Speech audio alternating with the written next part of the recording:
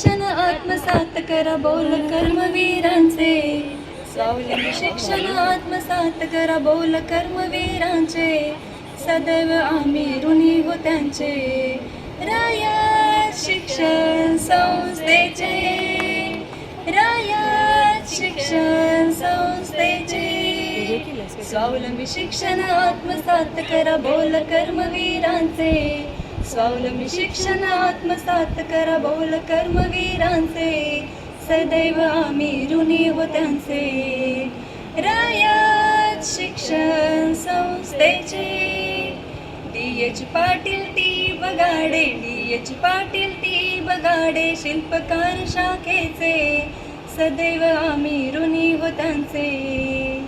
रयत शिक्षण संस्थेचे. आज मी मुलांना पण अभिमानाने सांगते की आम्ही अण्णांच्या शाळेत शिकलोय. माझ्या गावाकडं सडोली खालसा नावाचं गाव आहे, तिथं फक्त एकच शाळा आहे रयत शिक्षण संस्थेची. जाता येता तो रूट असतोय माझा, त्यांना सांगते की आमच्या अण्णांची